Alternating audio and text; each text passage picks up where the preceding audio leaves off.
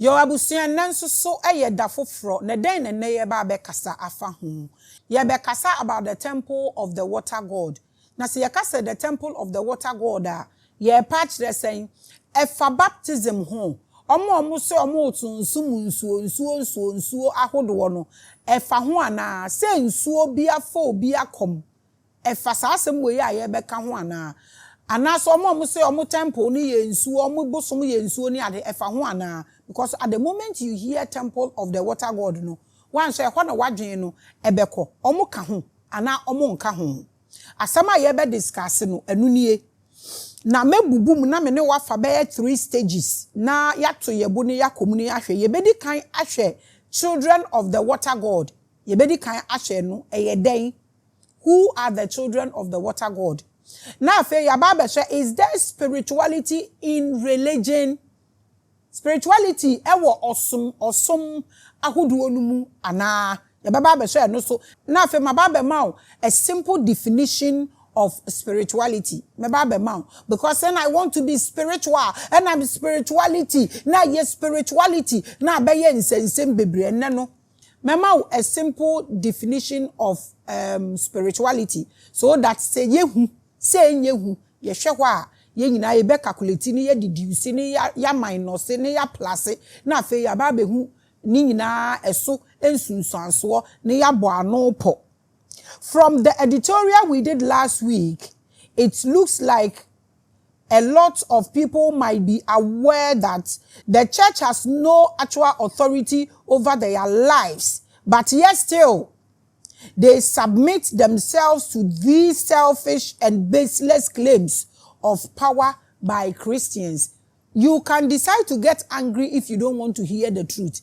In church, ye emotional control ewo ho. Here, ye make emotional control ewo ha. Because we pese wunyini a ade ba ko ese wukunu wo ho no mo ye fear ni emotions because wu tu anamon fofra ehu. Inti se wo the emotions kan wen ye won nante no wate ahwe na wonan age fom no watumi aturu mirika. Na ha no ye de ye betumi anante ama ye nan age fom no ye turu mirika because ye focus nyina ye yen tumi ewe ye mu ene ye focus nyina so eye yen ankasa ye power ye de abate asefo asase so na wo ye ni nyina afiri wonom a ye destination ye hitting back to our origin and now the supreme being and now where we came from means ascension and now your destination. Now ascension your destination are one thing you have to kill your emotions any fear. In the church there will be fear. One ye papa won't go heaven out of fear no so wo pe obeye dia omo pesa wo ye because one ya ubekobru nsem jem. Here we don't do that. We want you to think when you are in your bed alone. Now when who say ade we me ye na one ye not because one ya wonko baby nti. And when ye ne ha nti ha ye emotional control ha no person bia ete ase. Nti no last week no who say bibia ye baseless. They don't have principles. Mema who they don't even have marriage.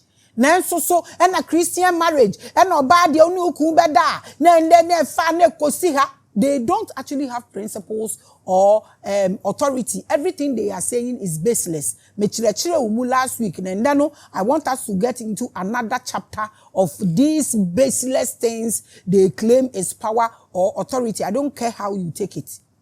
You can actually exit. Those who need this know how valuable this information is, These people now omo ye baseless na omo ni power biya no omo so no omo condemn we asi ni nyinara omo abe condemn you no omo akọ round no omo asan abeye the same thing they condemn na omo ni shame so sa ade ne power mo a omo be kwa akotena se o they will still have something to wind themselves around. They will still talk until I to say you have to develop some ego be. Now what to me there, can A and Ra, what done why when you men cry when you but where did we are singing in ye jina hache chirenche, nay a tree fire boat, ye say ye dear. Yena ye nimbi bia ye. Abusia, the American in say, Eniama we na ye keka na Christopher aware de na say we hu so mu ni aware say eniama we need to investigate na ye tumi ate ase. Please let me know why you are aware that it's baseless. Unim say Christianity is baseless. They know.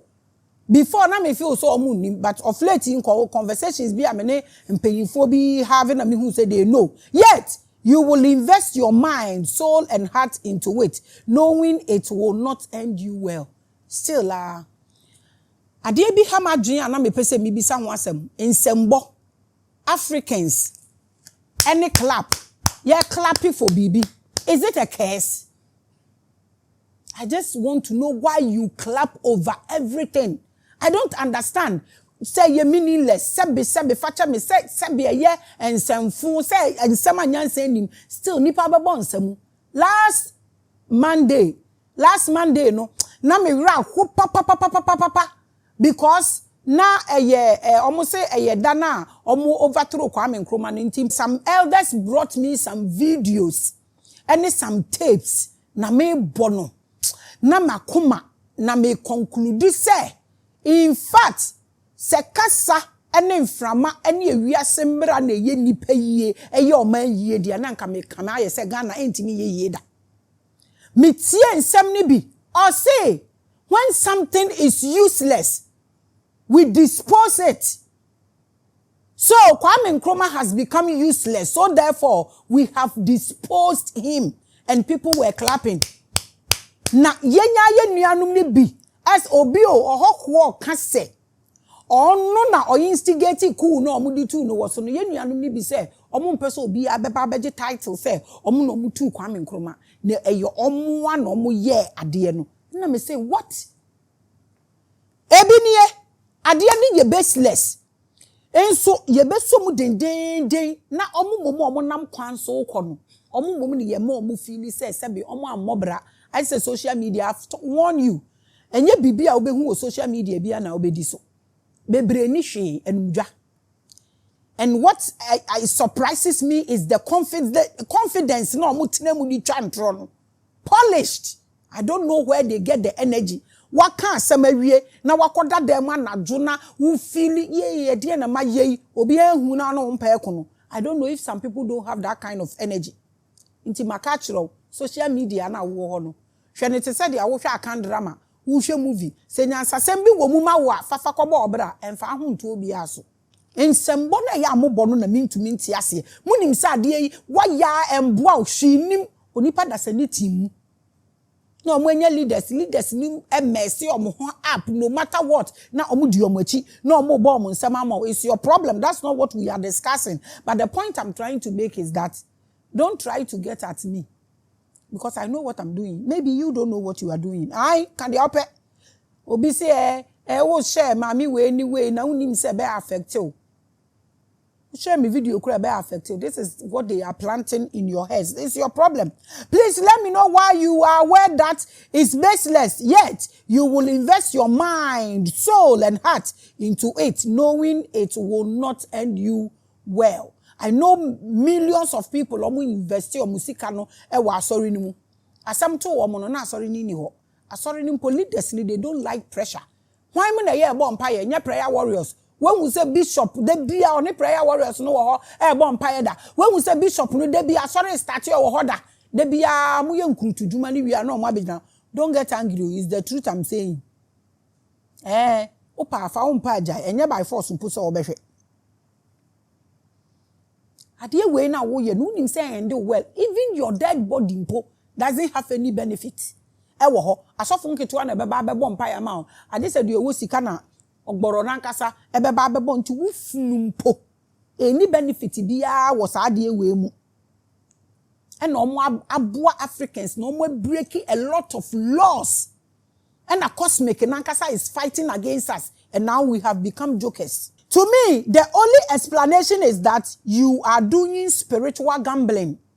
If you decide to be in any religion, you are betting on your life. Ekonomuna ama Africa, ayamobo sefa na afa amfa so alawu.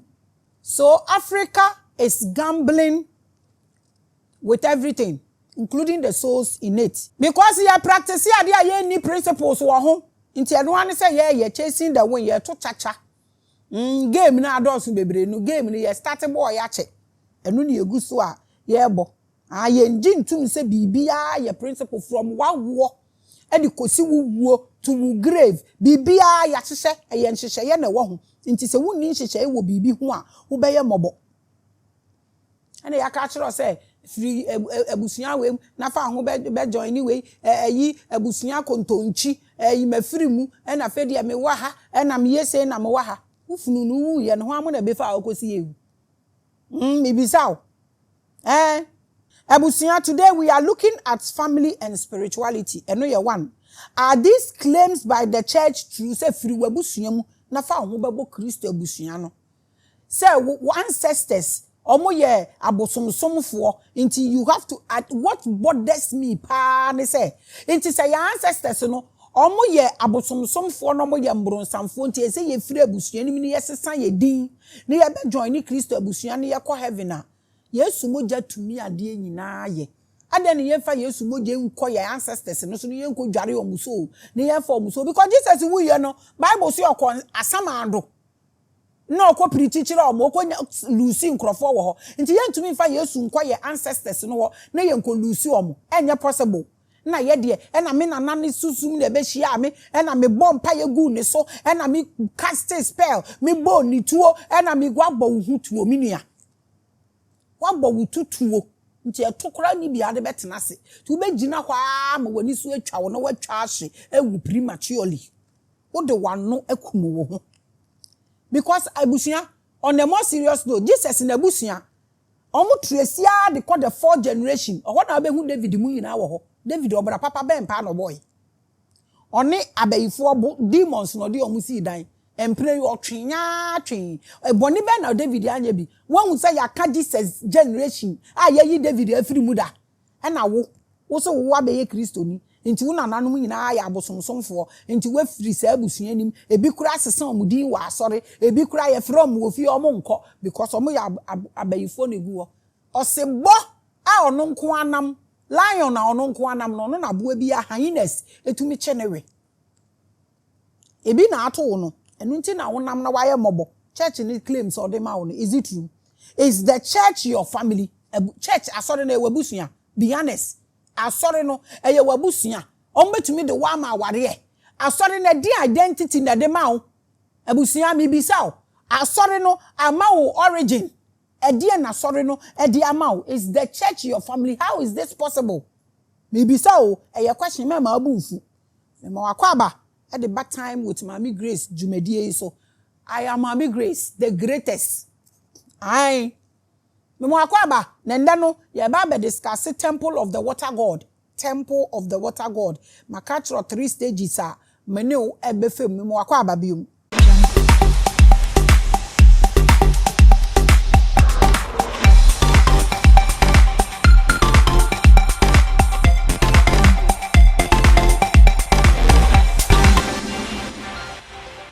Yo abusia nansusu yekwesi ada bio me mankrankra bi akwaba at the bad time with Maame Grace Jumedie kase so we are discussing the temple of the water god and amachira chiro uniama ye be bubu mu na yahye obia ento ne bo me park ni na agum hurum bring your question me say hwekwa awie ye na fa questions no to ho no ma me meto me bo na mafa na ma answer no pepe na bibia aye kama we are doing this together inti afa mo ma children of the water god eno na ebeye recently eno na abeye the latest ade a obia pursue children of the water god me water god ba na nsenya we had Maharaj on Revelations platform also ye King Cobra Maharaj ono na oye water god for water children ni na omo papa yenyano waha so everybody is saying water god Maharaj I send you love wherever you are but wa wo hwebia no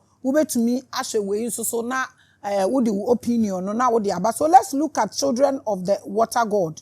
I was born into a church and I am sure many of you watching me were also born into Christian homes and churches. Yen ya bresui na enkola na omo se omo ye Gen Z no omo ye omo adwen say omo de omo break forth nti omo pursue enlightenment and na me bom pa ye say obia be adeko a ye frɛ ne say enlightenment ase na wa pursue no genuinely na a benefit no because and I make a try no obi a moving forward dead body mpo is moving forward nobody wants to go backwards nti se wo so wo kwa wachi maybe we will get there but efunu mpo a wawu po o moving forward bibia ni wanu me ekọ na chi wiase ewo wiase bibia nyini kọ nanim if you were born in the cities of abroad where your family home is not close by mo amatutu kwan no it means the church is where you will be christened ahọ na ye beto oba ni din ye nya wo ho a we me koka minim se enko yie ma ebinom abrochire ye tu kwan kwa especially Catholic church ye tai join ne ka mebo country bi din ba me mbo because ehọ no join ne a o rent they will help and ye per charity stuff so omo to me ye any school free school aye mba ne benya ne ade no ye tai ko but ade ba ko so a eno so so aye a benefit ye no eye yawo na yakoto ye ba no edi ewa asore ho se yankoye kura na ayete se sa akola no kura ne jama enyankopon do na no onye obia wo wi asesa ebi mu take sa christian so serious than anything they wo wi ase is the power of christening any real power or authority akola na wo de na ekọ asore dem na omatu ni din wa asore dem ho no tumi bi wom ana authority bi ewom umiye mbisa ye ho sa question e de benti e na obi wo ne ba se osofo na obeto ne ba ne de benti a why I want to know power ben na ewom authority ben na omo wo a enu nti esese ba na wa wo no obeto ne din why mpo no wo kwan say ye wo ba oto sa abofra ne din na edin kura ye de toto ye ho no ase ne sen adenti ne ye kodjon ni fraternity bi a omo sesa ye din e ma ye din foforo ana omo de din foforo e de ka ye din ne ho ase pa e kire sen e de benti na tetemre no na omo betuto slaves na omo change yo edin ne de ma omo. Is there a reason for that? Christening is the Christian ceremony for fresh babies to get baptized and given Christian names. Why? Me too. The same thing they did to me. They gave me grace. My Maame me papa wo me no. Omo frɛ me grace. Minim so omo hu se na adom ne ye kese a. E na omo frɛ me grace. E na omo tu me efie din so efie sika. So what am I say? Ena me papa nso de bi famous so nti me omo frɛ me dede nti me wo ga blood wo me mo za adwen ne nya papa kaje me no dwa akashi ile nokonoko ma chon bogan we e ba logobo enti ena na ye ne yakoma ye ndin ye Maame Grace minim nia won so ye de ma e your flat ye awakening ne koso no ena ya start say ye mfa sa adin no the Gen Z people are naming their children Owia Osrane and Sroma and any keka. Now there are two ways of checking an authority from being just a claim or an actual standard principle. Investigation way. So let's look at this. Adia yedebeche se Kristo asore dem ho eniama na yeye wo ho no tumi wom ana power wom ana sebe mfasuo bi wom no eniama mienu na yebetumi di ahwe whether we have authority in it or we have principle in it inti mumi enhwe.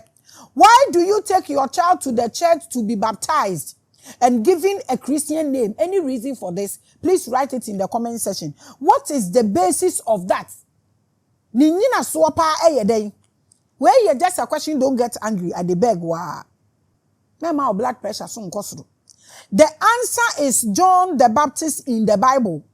Any Christian in a debate to justify the basis of baptism will use John the Baptist. Christo ni bia woni ni begina osa woni ne kasa about baptism no will use John the Baptist. I think I have done a full episode about baptism on my platform. Into we are to me but I will still explain something. Mama Renfio, John the Baptist, only me history. John the Baptist na no shane Maame Eliza bebe. Ne yemu no. Who Mary, Jesus share ne Maame yemu no jump ye no ni Jesus have a communication no. it was that is John the Baptist. Inti se unima. Mameka John the Baptist in the boy Yesu. Now why na chire John the Baptist esubo? Eno ni yen share down hu ye. Se unima the platform is so open, you can come and have a conversation with us. It is one they deem spiritual. It is fine. Almost say John the Baptist ne dia no na subo no na spiritual no boy Yesu esu na buburo fi soro na it is fine. No wahala. But let us ask ourselves, baptism is not in the Old Testament. Me, I'm a Bible scholar. I have sat in a classroom for 3 years. Now, I got small Bible schools so in a media attach. Until you feel say baptism ewo Old Testament mua. The platform is open. You can come and let's have a dialogue. Unkwa opese obe treat you maintenance. I know so still we have a place for you. Any Old Testament. So where did it come from? Ehifa. And John the Baptist ekonya asa baptism idea no. Ehi no konya fiye. Because it's not in the Old Testament. Inti why and chire John the Baptism adie we. Ejidi for momwa munua ba. Na mente ba buru yase. Na ba buru no. Ntumi nti ase nti mu de mamu nka se oh ignore no oh nye obi obua me obi papa wo de se me na me nye obi kura nipa na show me show ni doso nti bra na be educate yen at least if not me for the sake of the people. This is the greatest evangelism platform wo betumi use aboa a broadcast nyankopon asem ama omo ati nti mu bua mu nua ba Maame Grace no nte ba abro no ase. Because John the Baptist, baby okosunya baptism no efiri yemyanto aso. How did it find its way into the Bible? How? Because it's not in the or say or no one be here asem na efiri wan you say obe share ne ma. Inti Bible kura is moving. Bible is moving you nipa da say you see movie. No wala. Bible is moving. You don't believe a movie anka ni Old Testament na movie and bad New Testament. You gotta think. Seriously, John the Baptist no a baptism ne free na be wura Bible no. How did John the Baptist learn how to baptize? Osuya ne wen. Me pa mucho wo momoa me. Na me ntia de we ase. Who taught him? Why na chire no esubo? Since it was not an Old Testament tradition. Okosuya ne wen. We na your question. This is a beautiful question. Ma enye important for you. Nabra. Na be ye free. We don't take 1,005. Yen fa unko two group bi yen dani slave yen no hwe wo de ebra na oni yen beche knowledge na we are looking for the truth until we are not actually pushing anything into anybody's throat. But you see dia wonim no menjina chire ho mpupu to bra na beka no wa wo de wo se woni mentena se kra ye be roll cameras amount na what me aba no abekanti John the Baptist onyane wen because it's not an Old Testament tradition. Nti onyane wen it is not in the rules and regulations of the old Jewish traditions. How did he come by that? Nti John the Baptist no okofa baptism asem no e di free he. We just need to understand this. Don't get angry. In fact, let's read a little scripture here. Matthew chapter 3 verse 3. Matthew 3:3. Mama ye read it. Or say, for this is he that was spoken of by the prophet Isaiah, saying, the voice of one crying in the wilderness, prepare ye the way of the Lord, make his path straight. This is Matthew chapter 3 verse 3. What do you make out of this? I mean, you read this verse without thinking about its origin. How? Who taught him? John the Baptist. It is not in the 10 Commandments. Anyhow, it is not in the Old Testament. So what law was Jesus fulfilling by submitting to John to baptize him? Because ni preparation, and Isaiah aka wo hono no. Nti ade we ni ye prepare ni straight wo hono no. Na usha ade na mama ono principles na mama ono. There's nothing like baptism. Nti ade ben na Yesu a oye nyame a wo se ofa nipa ete biato ne ho so baaye no. Ade principle na odi so a all man ne ho kwan se John the Baptist emmo na su anonfa ni nu su onim. Baptism was first recorded in the ancient manuscript about the Sumerians who performed it in their temples for a god called Ea. I have done a whole episode about baptism. You can find it on the platform, The Origin of Baptism, on the platform 3 or 4 years ago. Nti ubetumi a Google after this episode no akwa bia obenye bi na wo the account. Yesi mu ache o. Amani enti di yendu da. Ti maye this episode dada. The baptism principle and doctrine were well documented in the mythology of the god called Ea, a Sumerian god of water. The other day, me share Obi interview, I think Samini, ne interview, and na all church ni dino ase, and or say, yef ni dini yes sang mene.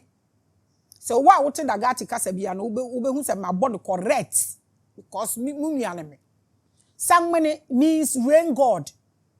What you say? And so say obi koka say oye rain god is see and crofo start asun no. Meanwhile no your ancestors no omu ni baby omu free na no omu de tutu ni pedin enu nti na me say the osesa wudi wabom su kase onipa ko osesa ye nyina ye din no me si musuo kase na say nipa no abo when we say sangmene no no my ni samini wo beche no wo bo ni samini na unya ni bia but wo bo sangmene na a rain god.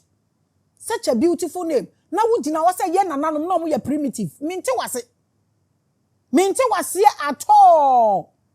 Baptism is a ritual for a water god called Ea and has nothing to do with Jewish traditions and the Bible doctrines. Nothing.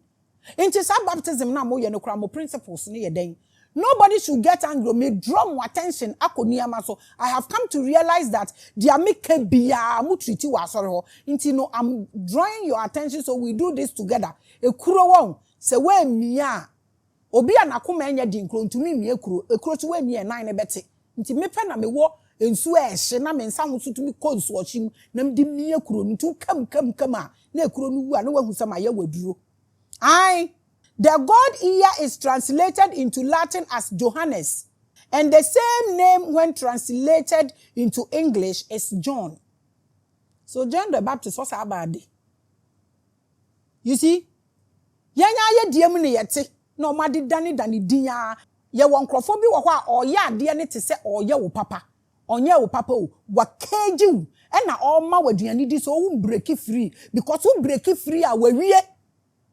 Inti papa na oye wo na ye wo say ye papa or temiu so that wonko ye won namfofo bi wo mu hu se wo so chen omo a na omo cha da ye se omo oboa obeboa wo 2000 and 20000 na dey business a na ma 5000 kona koboka na sambra na wa beje 5000 oh ma wo de be ma we take it off completely da de bi obekaji because onim se oje wu mu a na oboa wo boa papa wo beba bepa no ho ebi na John the Baptist oye ni hei. Or see our principles, onishi. What who baby a baptism ni tifri. Wo bibini. Yes, said din near the brofoto somawa. And no na wope yasam na din dodo. Yasam na mobo dodo. Yes, said din na ya fa dia body ye ho say ye dia. Senya ade a John the Baptist ye. Senya spiritual people ni bebre. Omo so mo ye o cafe chatters no e koso everywhere. Koso everywhere.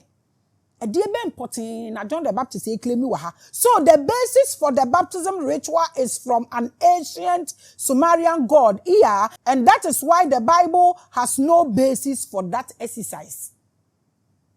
Share anything a confusion baby and it doesn't have principles. Me na me come chiro. Anything confusion wom into and the way say Bible can say and the way say Bible can say it's because it doesn't have principle. Eni nyina so. Ade obi ye wo copy na wo paste you get a lot of problems. And only African problem. Sometimes metnasia na me dwen na me bisa se bi o mu fa nche me asofo ni bi. Nti munim niama we na munya na munim. Ana ade na mu mpasua. Munim se me ka no kore kire mo ha. Edem pa na ema mun to me apply these things. So what kind of crowd will be who? Pretense they are dangerous. ade a wonim na wo se wo nka ebekum me na me come chiro Christians by this borrowed ancient ritual of baptism will assume some authority and power over people's lives ade any principle eni nyina so po and so obeye wan gbasu a wo nko heaven wan yes chese no mama fear. By this single act, the church can delusion people to submit to it. Nti obi e kwabo to yetumi twa ticket ko Israel. E kwabo asu wo River Jordan me. I have done this more than 1 million times. Because ye wa soro ne sika wo ho. Nti ye na ye we. Metumi abobo bishop for omo abom asu na James a wa abom asu, Archbishop wa abom asu. Jordan mu enye Ghana. Bishop Nyako wabom yesu istud anaba wabom yesu papa bakui omo abom yesu saa ya det no ye to na ya tue sika na yakodi na middle of Jordan na aya mom twetwe so mbenya pictures ni bi ato ho a you have never been in the church and invested in the church than me. I'm telling you the amaye wa asoro wo ko bakra wontumi nya me se me drive me car kwa asoro bi wo Madina fu trotro park me car fu trotro ba fie. What's it? You have no idea. So don't. I meant to ask. Mama and submit to it, sacrifice their lives, and give their all to the church because of this. Because Obaka confess it, no wabuesu. Meanwhile, there is no principle, no authority, no power in it. Without getting anything in return, intino mudi bibia from tithe to your time, to your prayer, to everything. You get nothing. Even when you die, you still get nothing. Does the church have uniform to give to dead people?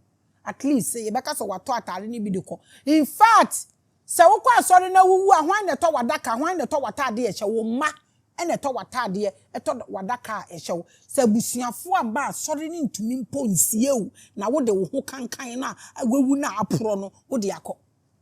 So what is the benefit? What is the power? What is the authority? Why are we in this? You say na de mo betwa me adapa. And so enya hwe. What do you get in return? Nothing. Minimobia or investing in the church brutal. Asam to omokro mu ntumi fa anko ho. Omo yo omo asori mpanimfo a asam to omo ntumi nya pope no wanya meningitis ye ntumi nkasai. E de na asi. Nya hospital no ko. What's the point? Edio the church has assumed the role of sharing obligations with people, policing their lives and milking them.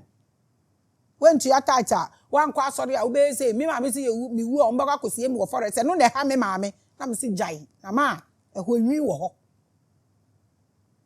we na ekoso.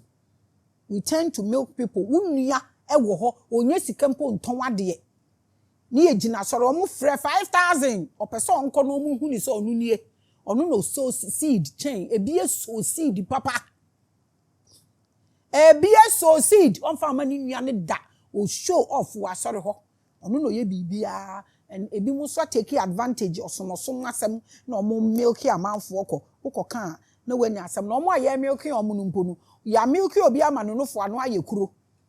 And so okwa jina osija mi aji so o jina so ose enyeme osiwo na oklape mi kan owu e wo no ntumam innocent women ade ye me ya me hwe se papa mahama oye niama maka kire mu koko na watum ni ade oye niama me hwe so de tax ebe to tight so a tax e so mo de to tight so e sa sorry ni tia tax because nyame ngi sika bia obi nkoton tomatoes wo makola na awie nhye no no yi 10% mfa mbro na ngigi ni nyina amboa no entoka ma wo ba on si adwuma da onye adwuma da onim how to wake up ye mfa bodyguard ndi na chi no ntwika kakraka emfa mbra emfa mbagem onye adwuma da nkrofo sika e se omo de tax e de to so maka ya mo pe bia mo fa nyam na se star bia bi mage.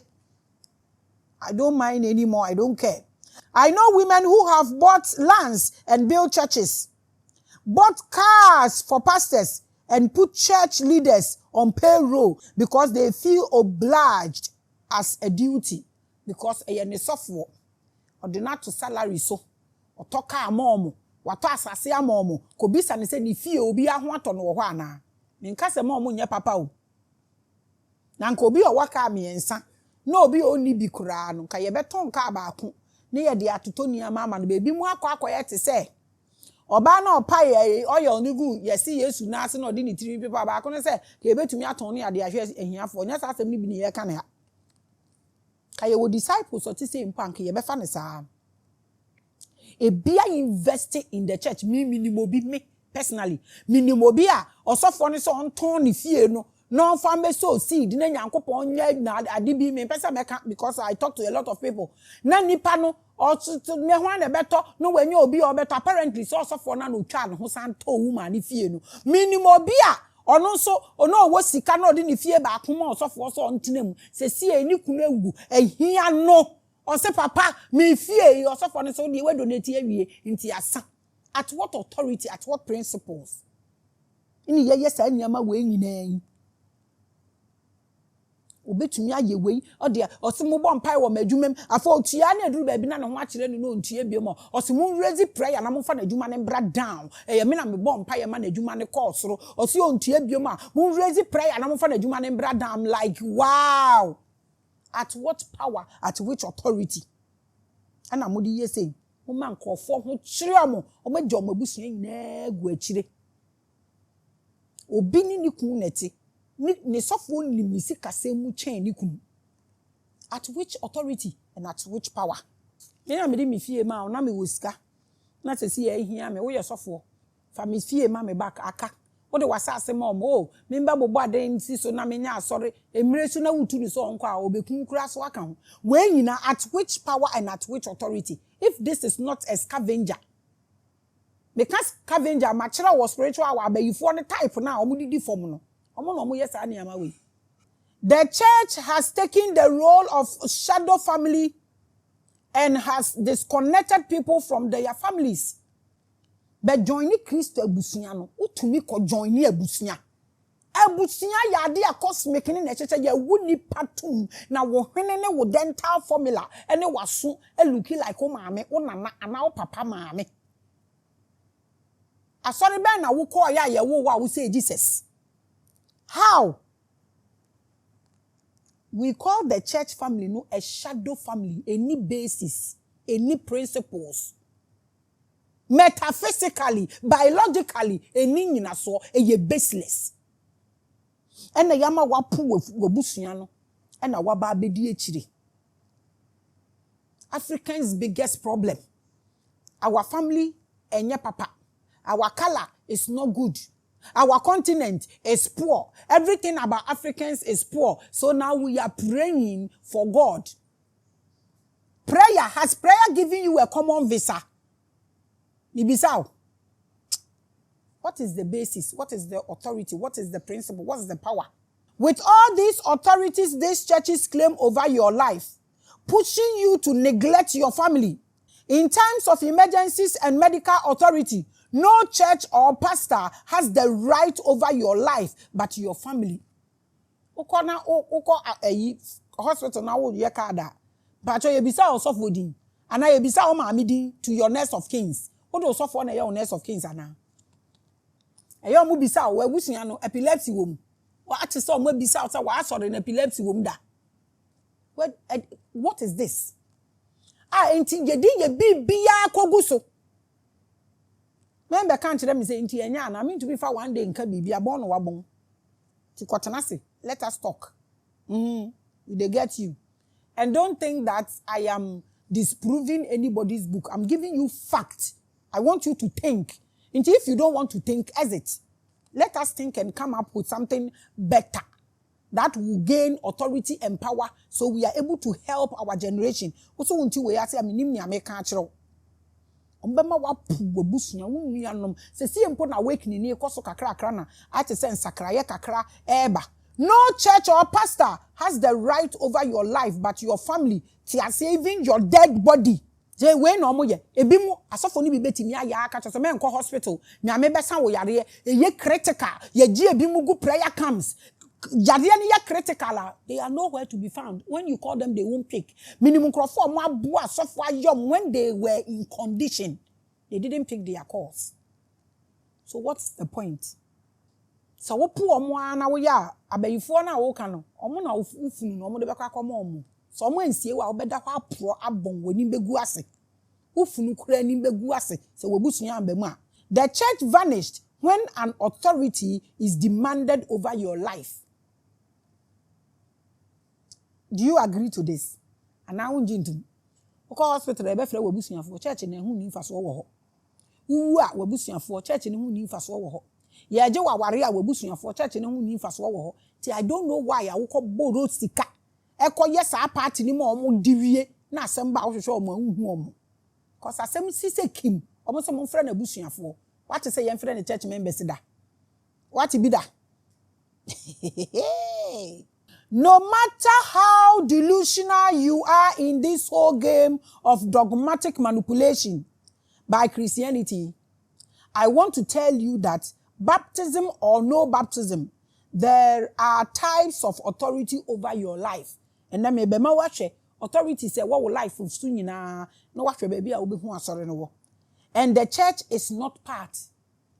They are baseless. They have no authority physically, spiritually. They have no power. Me na make come chiro. Omo apomu to me stand heat. Nti be from omo ma. Your first authority is your family. Na make chiro why? The second authority is the state or your country. I will still give you the reason. You bab me bab chirem die nti a omo na omo wo to me wo so. Church has no stand. They baseless. That is why in giving right over a child's life, baptism has no role to play. Nti aden na how ho sa. Ye mbo wesu a untumi ndi communion. Ye wasori ni bi wo okra mpo a ye mbo wesu a untumi wa chese ni o how ni amadehunu. So far as your life on earth is concerned, the family and the state are the only two real authorities over your life in this world.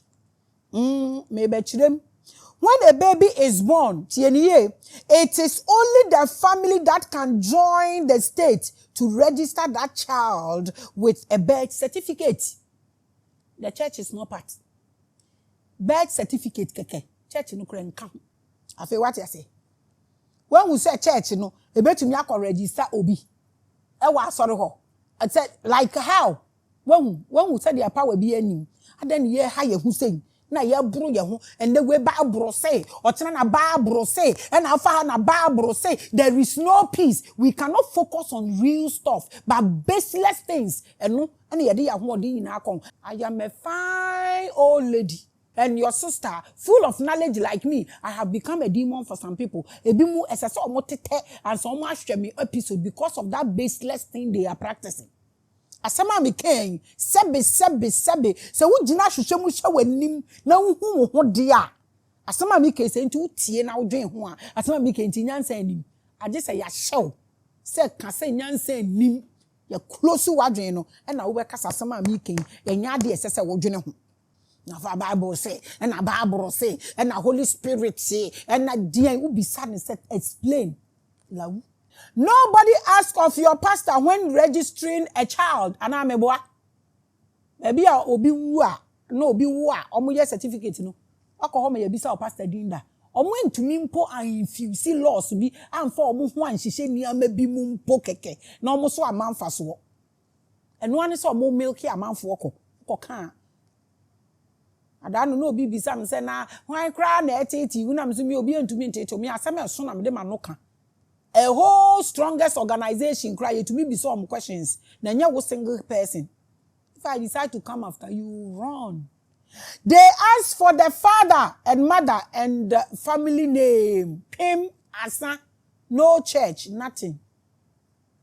You cannot claim citizenship of America, the UK, Ghana, or any other country by Christianity. And kamuko Israel, and kamunje visa. And kamu ko Roma and kamu nji visa because I want to fapimi na if you buy. There is no authority in Christianity to give you citizenship right. One do nim fasubiala. Say whatever. And now I will say citizenship of heaven. And I was my evidence in.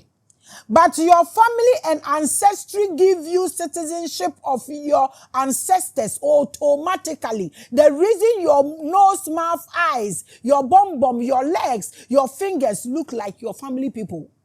And yes, see na ya so day, yes, ya be warrior frafra. First, no, so if you say and pobi ojina wa to mission in nine, na wo hye na chi dompia. When you see a Filipino, wo hye ne omo no baby omo de fatigu. When you see African woman, who baby or the fatigu, what the bagan and man so omo ye tall. Northern region in memano, omo ye tall. Ye will region be on a memano so ye short. We know this.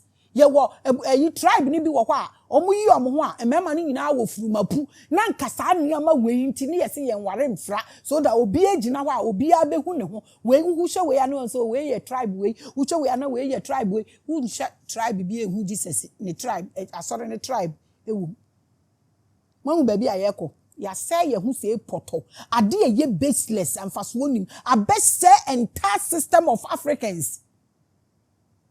And now ye teteshi ye nim ye left ye nim ye right ye hu ni ayenye ade ahwe nimu no abetechere ye nsa eme ye de ye ho a enye yie wei ehu dede e na me ye no eye wo na na o e na ma our identity until you look like them opa amu nyina amu hia wo family house wa amu hwe mo anim mo hwe mo ano mo dental formula ebi wo mo ano ye fia obehu obi ano fia obi mo ano ye thick like my own obi ano ye thick it looks kissable.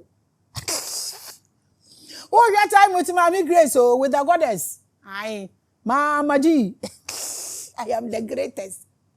Hey! Oh, gracious, my baby was Central Region. First number what TV, so no, me show you we are not afraid. Oh, gracious. And to wait to be afraid, oh, gracious. I am the prettiest preacher, I'm telling you. Abusia, anka wemu, ya wubu tu fie wa automatically, your mama identity. Omo no mama okasa wo ye fantini wo ye nkrani wo ye kroboni wo ye adani wo ye kwabuni automatically they give you an identity e dey na sore ne de ma paucho we ye question you e ma abunfu misrawa we ye question e ma abunfu kra people travel abroad and they give birth to speed up their right to stay and documentation as citizenships and as citizens. Udu ya obehu paper na enye yi a na o maka kire se wo a wo betumi anya paper se se gidigidi na ohwehwe obi ebi kura wo na o maton ba no se de mema ne be sign na o ma mu paper. They can never do that by joining a church and being baptized, and no will not give you any citizenship. Church has no power over your life, meaning it has no power. Your country and your ancestry are the two most important factors in your life. What's the one person obeti we yase? Ni akacho say wo ancestors no omo nye ene wo nye o minua. Cause ye chiri ko kwa ye ni ne ma. Nti wo nye, you can only join the church. Get clarity. It just turns you into a professional beggar. Cause sorry no ko join ni wa brochi they will help you in paying your rent. And American charity bi wa week bi abetumi akofa grocery kakra wo ho ne ade they are turning you into nothing but professional beggar and also say odwan me don't get angry oh it's the truth oh me say would before you get angry think first. So when a church tells you to forget your ancestors it's a scam. I'm telling you this. Mark my words, that should be me who kwa obehu asama making. It's just baseless claim. So catch say forget your ancestors. No more ya bosom for. And nobody can catch Jesus ne baby ofi ba ye no. So we trace the generation kwa nechi almost say 40th generation. Aye David na Jesus ifiri mu ba ye. Sa ankrofo we no bra papa be no mbo. When say ya cut your off. Una wo cut wo dey off. How do you think?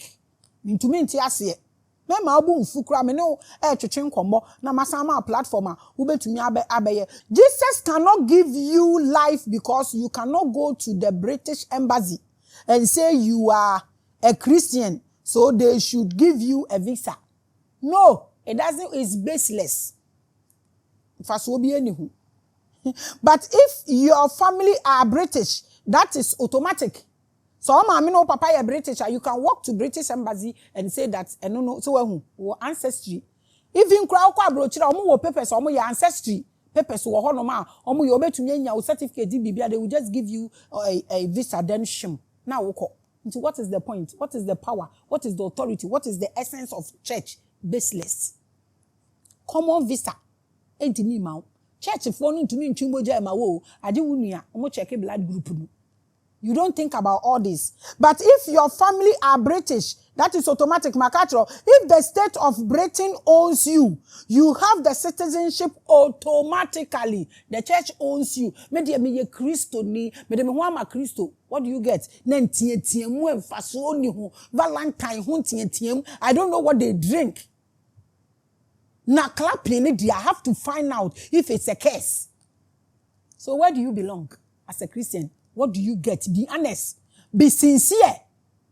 From your tithe to your time and everything you have invested in the church, what have you gotten out of it?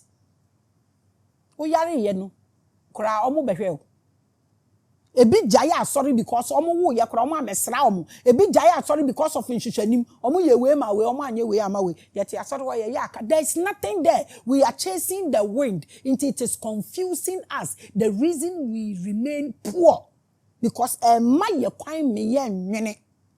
When we so be call Israel. Israel na omo say Jesus ni bibia wo. Wo betumi the Bible akita as ako Israel. And I betumi the Quran ekita akomeka. Enye Ghana passport o ma me no papa din omudi ma wuwom. Enye nation no authority omudi ama passport no enye no na wudi tu kwan call your nationality and your ancestry. What else? What has the church, the religion, what has it done? What can you go to Mecca with? Everything in the Bible that speak an a dinosaur na mo microphone da na Allahu Akbar unti ubetumi di akokore o di akomeka mi bisao. Don't get angry oh. People don't know that fabrics have frequency and vibrations. And na wuti awie yi mu na wode nylon no akata wuti wo close neurons no wo wadwini mu no. Can you take that to Mecca? Arab Emirates he ya ubetumi di Quran akotena play mu akọ. Aden ye ne mo kasa mo mpene kura yi. O tight card no. Ebetumi di wako Israel. Ya debt no kura ye hye na ye de baptism no. Untumi fa Bible nje ya debt. Udi sika na beje. So what's the point? Why are we in this condition? Any your time bebrebe. Odo passport ne koye. Okoye passport no on bisa odan. Udi ni ba bia wo free. Obisa wa sorry wom. Osofo din wom. Wo bishop ni din wom. O spiritual person me din wom. Edio. O birth certificate na wo ancestry de ma wo no. Eno na nation ni so ma o passport. Eno na odi kutu kwan ko ba bia wo koye. Wa sorry nka ho. Mosque na wo kono. Enka ho. Your pastor is scaring you to ignore the family and channel the responsibility to him. Can he handle it? Spiritually, physically. Can he handle it? But the day someone will unfortunately die in the church, that's when you will know that the family has power and authority over you. They can't even bury you there. When a minute will discuss you. Obisi nti yanya den asama me kin say woni mi awonye de a ene adwen no abin. I was talking to one doctor after my class. And Obisam said, they said you've not been to medical school, but you are doing nutrition and human anatomy. I said, yes. I said, so is it easy? And I'm saying, I know better than you do. I said, what do you mean? And I'm saying, the body will be cooked. And when the body is cooking is finished. I said, what are you saying? I'm saying, what am I saying? The body is just here to cook a bean. Or say, I explain. I'm saying, I will explain. You think I don't know what I'm doing? When you put chicken on fire, whether we grill it and now we boil it, be red na bean.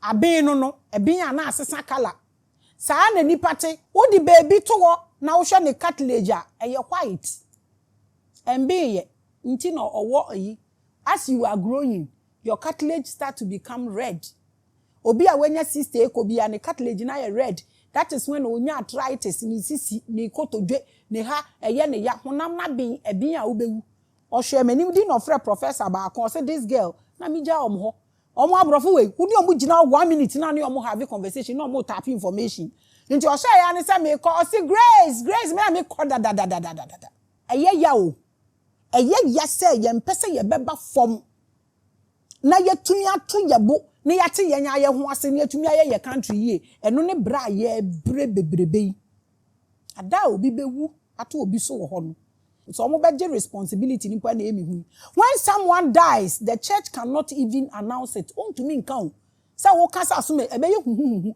wonnim na wo ka na nabusuafo nkan say wawu na wo ka wo kura nkeye until the family and the state agree and give permission asa na obetumi aka say onipa no wawu wo de wa no ka sa so masi ewu mpa wawu ampa no the church has no right.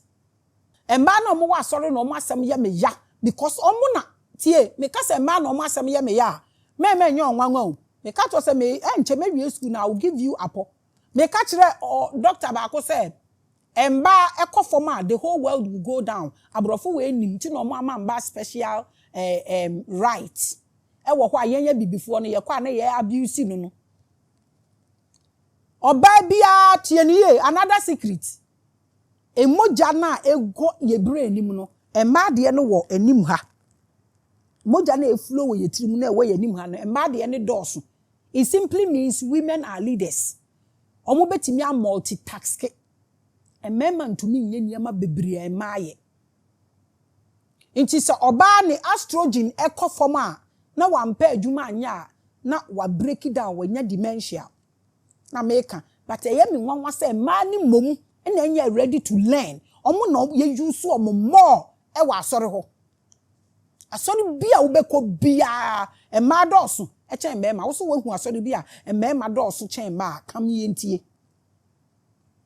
You can ignore your family and live in the blind faith of religion.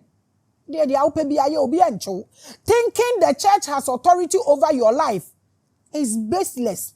The day you will die, that day, you will know that your family has that power over dead body.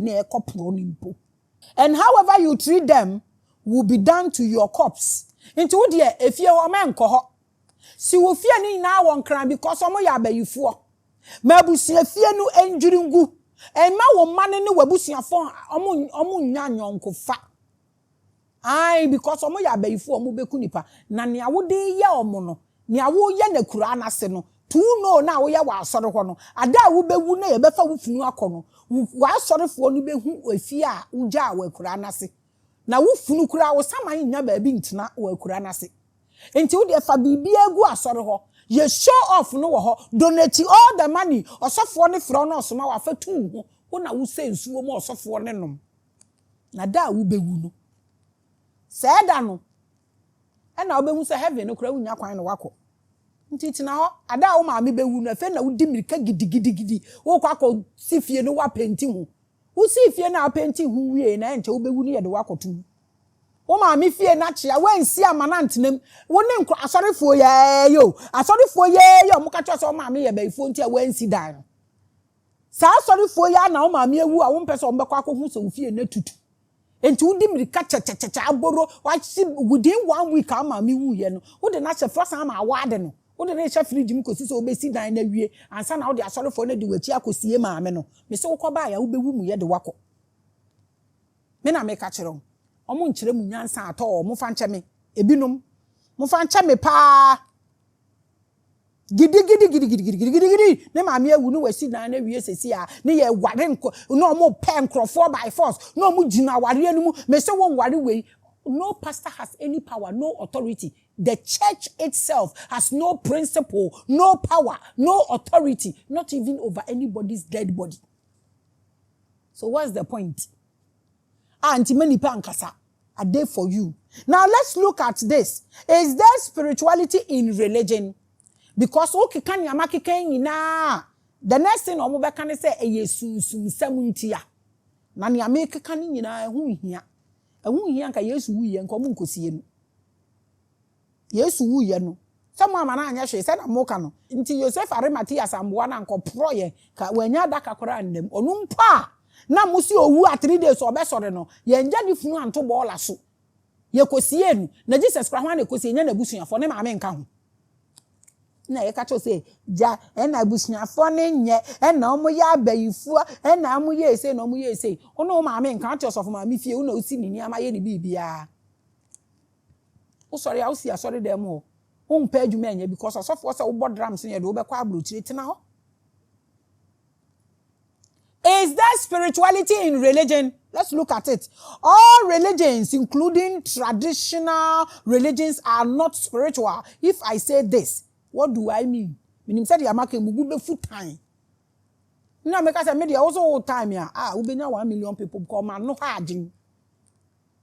All religions, including traditional worship, they are not spiritual.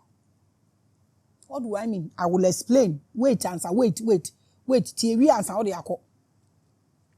And I'm sure by now, everyone is shocked because I said all religions. Spirituality is become cancerous.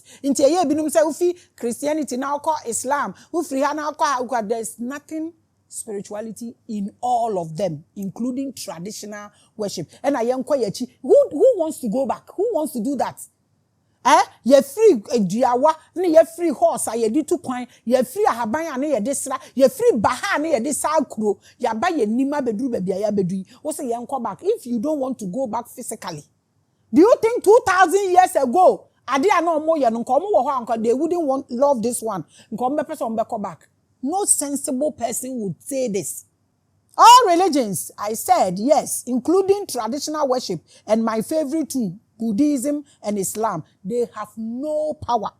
They have no spirituality in them.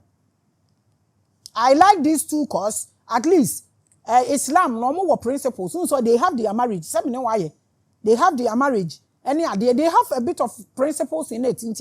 Now they are almost like baseless, sham, nothing, shishi, chasing the wind.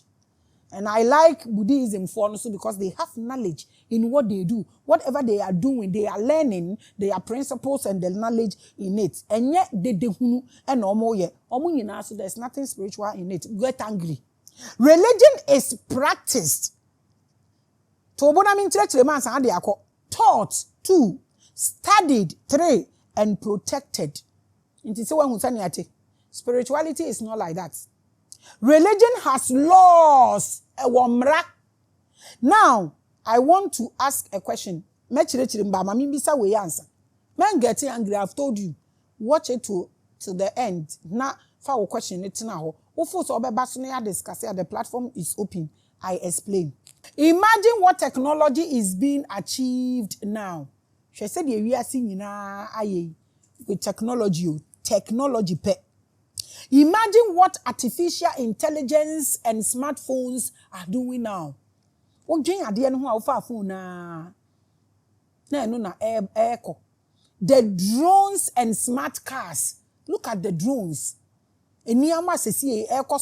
How would someone from 2,000 years ago imagine the world we are in now? How? In fact, yenya 56, you know. Mummy endi no kre. Eniama even crack Christmas to do a rice any coke po. Look at now, you can buy coke, fried rice boom din rough. Moody usumudi. Kai 50 years ago, 40 years ago. In Tadia ne yeshe. Phones are near use. In fact, imagine 2,000 years ago, no, just imagine 1990 to 2025 and keep track of the massive changes in innovation and technology. Shen sakraya aba wan kasa wabra bompo hwe ba bia abeduri Do you want to go back? Imagine the things that are happening. When my mother and father were saying as young couples, they spoke to each other once in a month because na letter no kra wo twerɛ ebedunu na Yesu aba. So papa etu kwan 2 years a unhu na just 2 years. Owu kra be chance na obete. It means that when my dad travels to another town for 1 year, he will not see my mother until he comes back. Me papa no a police ni. I'm a embarrassed child. Ndi me nya meresa. Na me papa no pema, papa na no ho ofoso wa. No pema, nti omo transfer no ko ba bi o ma me maame ma ho bia, obe hyesoa. Ina hosu phone ni wo na wa kofere obi. Me twa wo phone so, e dey na wo phone so, nti say you can't even cheat properly, comfortably. You get caught. She niyama e koso. Now mami to come to say you see your friend who your video call or wahi. You sit in America. Edio, you can sit in America and switch on your light in Ghana and watch your house. Your house help. Ebi mpa huto. House help. No e bie puno. Na ordinary girlfriend, the boyfriend abafie ho. Na wa fa madam photo. Na wa tiny ebutu wall no. No jina kitchen no ordinary says you are no ye aduane ama boy na boy ne so tena obi o makoda. Na oti America na wo hwe o mo fie ho. You want to go back. You can be in America and switch on your light in your house. You want to go back with your phone. Oh, phone keke. What the best one kania? Ewo fie. Wo America. No waso kania no sakumono. You want to go back. You have no idea of what you are saying, you know. Niame esi sesi anedoso. They will not speak or talk. Saturday mira no obi be kasampo no wabre bi 2 years ne ade ansa na wahu maame sesi obia from village to fanchine koma ahongo school mu aduosia oguna so domi abra dobi esikumo dobi bra kwa wo ho nyina te bi obia kita smartphone obia ye call. You want to go back, and a few years now you can speak to someone and watch them from America. Obia to me a video call says here no watch America inti mano where are you I'm work mami nche wo dem wo hotel mami nche na wa so video no dey share bibia e fine. You want to go back. When was TV even invented? Da ben kra na TV buy inua. Imagine 2000 years ago with donkeys and camels as the latest technology. You want to go and sit on camel and leave your Range Rover? You want me to pack Brabus and go and sit on a horse? How? Imagine the things we have now. If anyone from 2000 years ago sees the technology and advancement we have now, they would describe us as gods. Niyama nkrofo ye no. Say ye papa Apostle Joseph ye si oye nyame because of niyama oye. Elon Musk up till now omo chicho omo say ebi say oye alien ebi say oye say because niyama oye no ebro adwene ene ntiase so. Enti wo fo say si e dia ye wo mu 20 years to come 50 years to come. Wo hwe niyama ye behu na ti senya wo pesa wo ko back.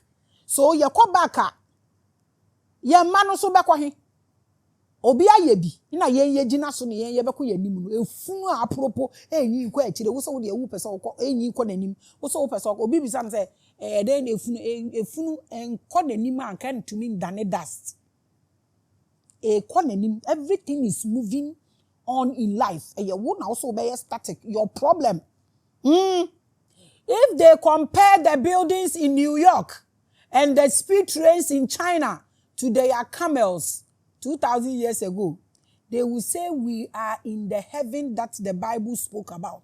You don't believe this? I don't know why. Whoa, I feel that as I say, like every year, no near the group of people to kwa bro chere ba kono de omo aba. So man ko dwane anche wumpodia. I know a lot of people omo too kwan no mindset say about this religion thing. They will say we are God, so they are in heaven 2000 years ago. Omo beka say Bible na heaven na Bible kan no. Enunie. How can someone from 2,000 years ago order my mind and direct my focus? How? Say Bible, I did 2,000 years, I will lie. Say Bible, no more trobi and neya, or much run of fofro. A lot of things they would. Now, people who were holding the Bible say, men boduku, men shoe, men pant, mo say. Nasi te kuesi utiriso. Abusia, na bokola wo wukom. Are they all not now enjoying my weeks?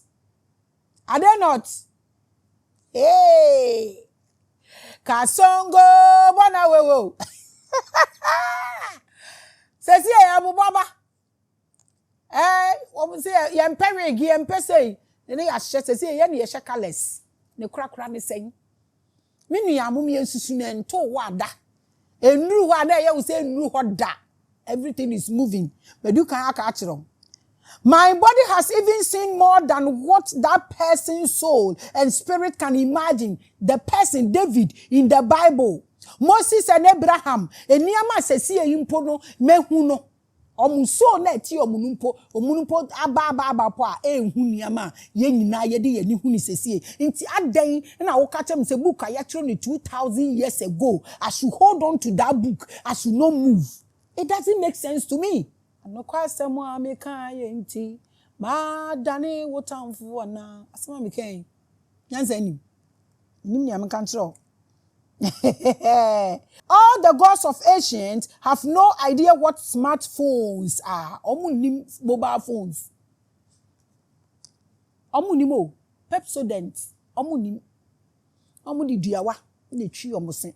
I'm telling you, say if they are here, they will not go back. They will move forward by upgrading the toothpaste. Ediano. Omo be upgrading. Omo de say mo didi natural. Mo ye bibi a fine. Enti se mo bedi kokonte kura na mo de chako powder egu. Chako powder ne ye no wo he. Unim ne ewom. Nso chako powder eduane e wa ha no. Ye mpe endure ya obi twedua. Say eduane na e ma ne ho nto no. Hey, yasama ye mobo with this 2,000 years old Bible. Yasama ye mobo. They don't know anything about speed trains or planes. And yet trains na I'm Ghana na make no. Go to China and go see electric ones and then I'm so hey, Africa they da ben Yehowa. Some crop for your zero communication. Nyama omo yeno. Hey, because omo ji omo hu di ye. Ye de esi ye ye hu ndi. And they have not seen New York before. Your ancestors omu hu hoda. Me man almost me pe New York pa ade na wo mama me fe. All they cared about was worshiping me and blood sacrifice. Enu na sesi ewu so ko back akofa no. Maka tro say no Greeks fo na de bira ye nyo. Sa Greek fo no. After na omu kura nya Greek mythology. Ye change di na ye fama ye ho na ye ne basa. Ojasem na na wo se ye nko back. Na se ye ko back mpo a sa amre na omo ana omu gu nsa. Na omu ye libation na omu twa sacrifice na obi ana ye. Se ne ye wa busuan panimfo ana omu no mu gina busuan na emu ye. Se se de obi e window achi na obu because ye se ye mpo. Ne ye Paul left, right and center. Madam Fubi. Me wo mi fie na me se o me visit no. Me hwe ya ode adwo si ho na sedin no de agum na ade na hye no na ekọ no hwinim na me hwe no na watu ni space me say oh my dearest e dia na open wo wiase because of what Paul libation na me hwe na amachi onam kwan so or kwota komo or kwa eden ko Paul libation why who told you this minim ni amenka nkyere mo you want to go back. If you want to go back, you are calling for slavery. Can you? You want to go back? Do you know what you are saying? How can such a God lead me to salvation? Onyami okunkum opemoja odemi ko hi. I am living in a world he can only dream of. Onyami biara awedi 2,000 years. Onyayanko yeme physically. Onyami biara already over 2,000 years. ade a ye hu ni sesi a eniama ye experience eni niama ye enjoy no say nyame ne we chi say ye heaven nti heaven ye wo mu ahei gentleman no obo nwom no a friend say heaven na me want right now heaven na me want right now sa nwom we obetumi ato only this studio ha because the studio looks like heaven unto me into sa nwom we wo what's your time with Maame Grace na you discuss the temple of the water god and na me chire wo niamam ama wate wo ho ase last week me no wo kan niama bi na nanso me ne wo ka bi na watumi ate ase na waba fom yetumi aboa ye ho. So when religion tried to keep your head stuck in books about 2,000 years old gods, Mama Obufu, religion only wanted to keep your spirit in the low vibration of that time. Yes, I'm better no etwum. Inti na ama ye ntumi practice no, I'm telling you. Enyo bia na say bibi, onyo bia na edente the body of Christ. Onye Maame Grace na politi ni pa adwun. Eye ni pa ni na aba omo so sa de we kran krofo we, omu nya ya ye. Nya na omu nya. Eno na ekosi all sort of bitterness. Ade no ba bia wo won atwam. Nti ese wutumi ya de foforo na wachekere wo ho force so wo betena ho. Ena wote wo na obi di ose onte na obekọ nanim ena ekoso bitterness ena wo se eno na obi obi ikosra na ye se na ye twene ba fom. Wo kasati ya wig sa asese ye wahu. Wo si makeup ye bronsam you asese look at you. You don't want to apologize to some of us. There is nothing like apology in Ghana. America nanka woko repi obi e wo bathroom a anka sem no say ya mpa say nya mpa anka untumi mba abontimpo mekasa biu ye de ye niam ani nyina ye nya nkrofo defend ya ye bekasa. We find it difficult to apologize. This is why I am telling you, you are chasing a baseless religion. Who need principles? So wo bosoma wo ya de na nya wonim because wonim wo principles wonim sade am ye enya ma me make peace. Wonni hwea ena de wo beye bia eye wo na wo ye de eye sanko yi ama na ye obi dia wo sikrenkren asema making na say yen revisit no enu ne men kan say de obi eye nyo but the me person me can say there are so many holes mama ye infusing into the aye sese ni enye ne yie we bone be na maame aka anti madani otamfo yi nti say wo vibrate on a lower frequency a obi wo sra ne ho ye wahi nti ne ye dragging crofo down eno na ye African problems. Religion wants you to operate your mind with books written by people who will call you gods and see skyscrapers in New York as paradise. Oh no na opesa wo ye wo nipa bi o wa Bible mu bi eni wa ohun sesi a ohun say wo ye nyame a wo heaven. Man is living and expanding, yet you want our mind to be kept in old and dead standards. It's not possible. Inti Bible no bibia wo mu bie ni ho amutumi ye. From ntadishem, makeup, wig, shoes, asone dem wankasa, enwuma mobo like tetisi, you cannot keep it. Mama ye admit it. Say, I know some people know their making, they wish they could do with the people themselves. Now, omonye ready. You want your children to go back. You want your children to go back. You want your children to worship these gods. Omo abetwam. Omo hu wo advantage awanya na opportunity awanya odi be change with generation new continent no. Omo enya bia experience baako. You are still bowing to these gods. Ama ayesa na ma yadwen na ya a cake. Ati say yete proyem. And then bre baby ani bie ya bedui. Onipa dasani atwadua.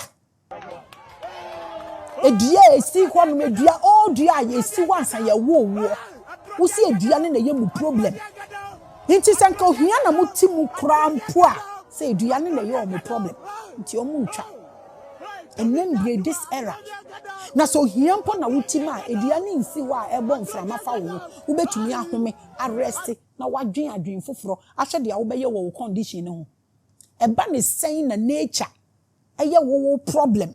Inti uko twa nature na to watwene ama wo ho ato. You are refusing yourself even the little opportunity a ubenya mframapa ahome. Na watumi adwene asesa wo situation no. Wetwadua na to atwene say no na ye wo problem. In Abani say na tete dua na omo atwa saa kakraka na to wo no. Omo mpontumi ndwen say omo betumi de aye bidie, toothpick, toothbrush, and also process it for a comb and now bibia because they evil to them. It means they've wasted the brain or more about doing here. No, I wasting nature. I say wasting benefits. A good nature nimu. And here as Africans. If we believe there is a God who feel nature is making us poor, why not dream say? It is before at this time. 2025, you're doing like this. Can you go and cut this tree in Europe or Western world and can the prison? Na duane si ufie na chi wa America ni po. Ubetumi atwa without certificate and license ni de aka kan. Adan na ye ntumi ndwen yie ya. Na omo ye ni yie, ni ye dwane ni ye ko. Ye si hwi ni ha. Eye ya dwen ni ye ntumi ye ni yie. Aye den amaye. There is nothing spiritual about that. Somebody will ask, but what about the ancestors? We say spirituality be any religion anymore. Be any.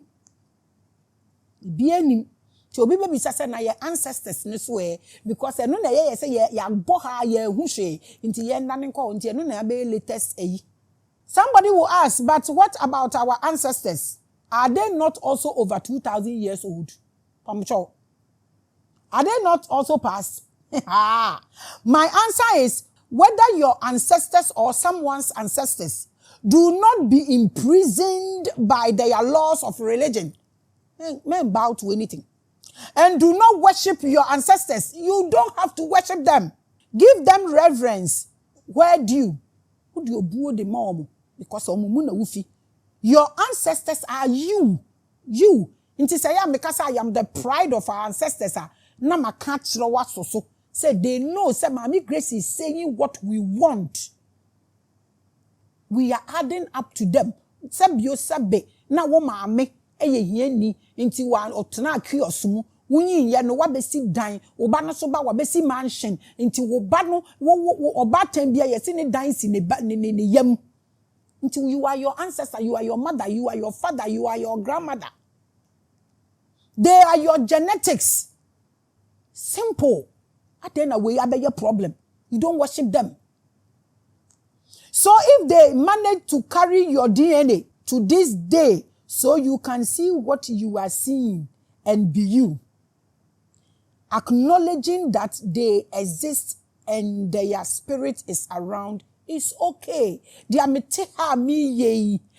okay at the ma because mama omu DNA not nasi. Abe hunya mi hu enei na me ka kire wo say me ancestors no wan kase be worship omo na mo se be bo omo no mo evolve be ye nyonyam hye fama wo mo. Give reverence where due. If nature helps you bu omo budia like fe nyonyam hye me nsuo ne say wo ho na wonya binum saa obuo no na ye nananom de ma omo nti da bi wo hwa na omo age ono so na ahome so that e be ye fine na da bi omo anya bi enam na bi wo hwa ati omo se ma mo nkopo na enam no so nwo more that day no na ye nya bi na ye yi. We reverence them, we don't worship them. We na be ye problem ti obi da nsuom osom de obi ebi kura adane po ebi adane. I don't know what they are turning into. We na make a chiro and I be a bigger problem. But do not be imprisoned by worship and religion. To worship is to serve in slavery. Is that what you want and you are pushing your children also into it? I can't believe so me mama asum praise bisa me mama enyi baby a we doing all that so theater tie de me di sika kono de assembly pum no de ko se me do krom wo se si akosho me mama na manko asore on his behalf na manko show me ho sa ne ba na ba e be ye problem nti me do akura na se me ko asore force wasuma mo pesa me nso me sum African for mo penko asom mo pesa mo be de mo ho 7 o'clock sakola na nkwa sori adwuma odi bedi no ade ne ye no ho ene mama wahu say ye baseless minim ni amenka. The etymologist always says that worship originated from servitude. It is for servant to worship eyenkoa ena esom wo ya koa na ade mpo na wo som asonsom no ne fapim firi he. Is this what you want? Nananum. Are you a slave? There is nothing spiritual about you being a slave to a God. There is nothing spiritual about it. There is nothing holy about you admitting a more important person or soul than yours. Say obi ye nyame wo baby and I would ye wunyo obi ya and I say obi no waye bibia ma. There is nothing spiritual about this. Don't do this. Mama yenjai immediately. That cancerous kind of spirituality no. Mama yenjai immediately. Mama yenjai sa nyama we. Esu ni faso. We na make na mabedane problem. Ama ye nyina wo kromu a. Na some na spirituality na ndure ya ye ni medwuma wa ye ni ye ontua tax da. Nkrofo ni omo ye adwuma kro ntua omka. We na mko kan na ne amu dia mbaye mi o. Na kwa me nkroma kra mo se obeye useless na mu dispose no nti me be useless na de yi. In fact eniama kwa me nkroma ye na say papa o say boni o wa mbesom mo. Nti a useless person no som mo ene ye na be useless. Papa eniama o ye who has passed him. Nti so no ye useless de omo mu di akire ba ye mo mu di yen. Kire mame nko na mpra ya meche me. Stop worshiping anything awosom. Jai asonsom no. Stop worshiping all of them. It is defeatist. Beya useless. The biggest scam is the saying and blind belief that religion is spirituality. And yet the biggest scam, there is nothing spirituality about religion. Enslave you. Spirituality is not about slavery. It's about liberation. It's about freedom. It's about ascension. There is nothing spirituality in religion. The biggest scam of all time is about saying there is spirituality in religion. It is about slavery.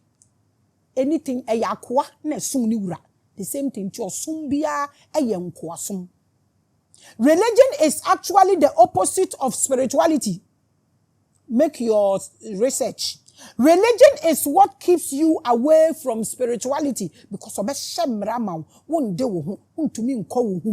your pastor preaching and using the word spiritual does not make the practice spiritual. So spiritual scientist the other day up to now spiritual people na yema yekra efunu eduro firi abrotire na obi wu ayede emba me no ewura mienu pese metumi aka abom ye digu funu so oba ete se boba ne krom ha yen ayeni ama wa yepe yempe. We don't want them. Religion is a mass practice towards one spirit, so you ignore your own spirit for others. That's all. Does this make sense? Does this make sense? The hallmark of religion is that you are a nobody. I just say yes, you are a servant, a sinner, who you are born for, a slave, a dirty creation. You say, I want what was so. I saw for me be a bekan say, Omu yan ye born ye tongue, ye tum. Aden. And you must submit to something outside of your sinful body to save you. And only Jesus in heaven. Muhammad ni Allah. That is basically what religion is all about. There is nothing spiritual. Simple. What prison. Before anyone joins a new church, they take them through a sinner's prayer. Christo me fa oye me kraje nkwa me somo me nkwanda yina ta. When you confess to be a sinner, then you will need Lord Jesus to come be your master and savior. Inti no, omuma we useless first. Na wo do ho akọ baabi. Na wako ye slave wo ho. Na onyankopon na ma wasebi. This is what we are doing. The same thing that happened in Kepu's castle. The same thing that happened in Elimina castle. The same thing is happening in church and in the mosque. And the same thing is happening in Nananom's camp. The same thing is what's going on. And we want liberation for Africa. This must change. This must change. Society we are to what dream? Because akwa bi owo bia ye ni urade a. Na sa wo je wo tum sa obeye akwa na wo nkwa sumu a wo se wo liberation. They tell you when to sleep and you have to sleep. Obi ani wo that prison na obeka kire de ohwe no so so ono de on that says obeda 9. Enye adwuma sa wo ho. A lord is a royal title of importance. A master is the owner of a slave. Until you call your lord and you call your master, you are a slave. This is what some Africans are protecting so much. Why are you protecting something that is bringing you down? I don't get it. We are the royals. Everything has turned upside down. Why should this be a problem? So you are nothing and you need someone outside you to save you. So you will be their slave forever. This is what we are protecting with all our might and all our strength. Mobo, it's so pathetic, it's so sad. I don't know why you go to church to accept being a sinner and a servant to a master deity and feel you are spiritual. How? Does this make sense to you? And as I want to me in far away, boom. This is ridiculous. If you think this is spirituality, let's forget about it. Now, let me give you a simple definition of spiritual. When they say spiritual, say if you find it in any of your religion, that tells you what to wear, what to sleep, what to say, how to pray, and see if you have any of this in your religion. So someone will ask me, what is spiritual? If all religions are not spiritual, then what is it? So let me give this simple explanation. So even your children will understand. Because your body is physical. Simple. Nobody can change that.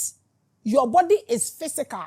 Nobody can say, your body didn't come from anywhere and it will not go anywhere. Your body came from here and it will end here. Finish. Your body is physical. I want everybody to understand this for me. Your soul is emotional. And when they are intermediary between your spirit and your physical body, it is emotional. Your spirit is energy.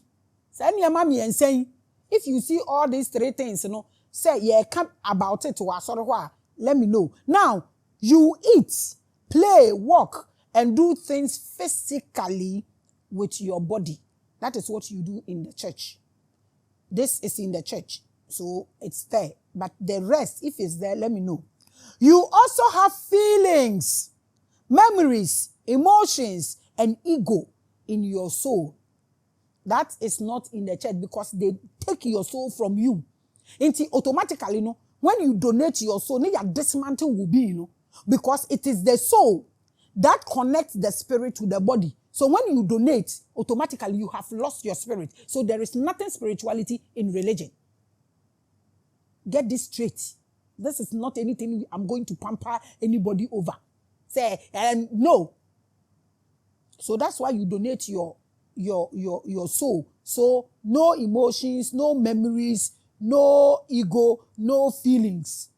There is no soul. That is what the soul does. What do you do with your spirit? The source of energy in you is the spirit. The source. The source. The source.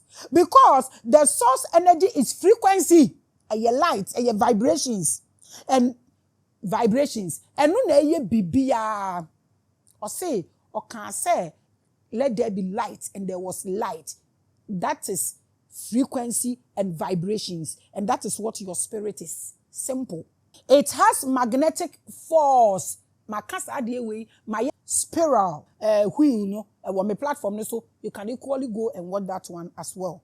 So when they say spiritual, these three things is what makes spirituality: physical, soul, and spirit. The physicality is strong in the church. The two I just explained to you, I don't know. You can come and educate us on this platform. So one way to use that source energy is to create a spiral force to keep it activated to work. This is what is called spiritual. Do you do this there? When something is spiral, it means it's going round and round non-stop. And yadi ayejai into me nkwa sorry Sunday. Now come Friday. Now nkotena dem be kan kire me say we spiritual. It doesn't work like that. So spirituality is for you to let that your source energy keep going round non-stop without ending and always. This is the reason. We don't even understand doing circle and all that. We don't understand. By so doing, it also becomes life and takes part just as the soul and the body are active. Ade we simple we na ma ye buru ye hu. Enkrofo no mu niama, enkrofo ye den, enkrofo kɔ he, enkrofo ba ha, enkrofo ye sei. We yo, this is what is called spirituality. When they say spiritual, this is it. It's something you cannot stop. That is why it is yourself. It's not what somebody is doing. Because somebody cannot do things with you continuously for 1 year. It is only you who can do yourself. You have never given up on yourself. Have you? This is the problem. In this case, spirituality can never be outside of you. Never. Do you understand what I'm saying, Ebusia? Worshipping spirits outside your body is basically helping other people's source energy go into faster spiral movement while they relax. And to say, yes, soon, yeah, Islam now, we are making the Arabs. Say, yes, yeah, Christos, we are making either Rome or the Jewish. They don't struggle. We are here screaming. Yes, so jagu omo de na se na eso e na omo kosoro na ye de yen benefit hwe yes sum anko asum ni mu an ye wo eye yen say slavery atwam agoro is here in disguise. So instead of putting yours in motion, you have been deceived to think yours is not important. Nti wankasa de wo hu hia bibia ni wo mu aje wo hu akoto bibi so. I said to me, ye, until you trade the catikita hodo. Planes, be 36, 46, 50. Et to me fly free, ha, eko meka. Sika, yakoshe ho cho, yakoshe boba. Ye de ye nishi, mfasobi ye ni yeso. Ye kan we ya ne was ye se me yenwe ho a, o se mebu afu. Obi ambo, se ma mo nkwa asore ho. Ade e be bu mu nyina ye coronavirus e be tu mu na e ka ma no tu mu po. Na mu nyina mokɔtena ase musuro coronavirus chen mmara bi ewo wiase mu ankoku coronavirus amanipa ho anto so mo nkoda mokodae but ye kan bibi a wo ma ye nka wo mpene kora. You have been deceived though. Say bibi is important than you, and religion is responsible for this grand deception. Religion e ku bibifo say aka kire mu se mu ye useless na no so na mu kitem na mu defend asekanya ekum eno na wo san wo kitem a wo defend. If you don't understand everything I have said, Charlie, and ye a drobie ni ho no ma betumi di ama wo a drobie ni ho ewiase de mama. In fact, the universe itself only di obema biom asama amaka nyinara wo so wonte ase enwe ho emfa anya adwuma enkwasom na ye wo da minim edura ye de bema wo purgative minim sa sabe ne ye de besa wo mintumi hu na minim edura ye de betua. So I hope you have a great Sunday with everything I have said. Put your questions there. If you want to come to the platform to come and address it too, the platform is open. I'm done. Makrao. Shalom.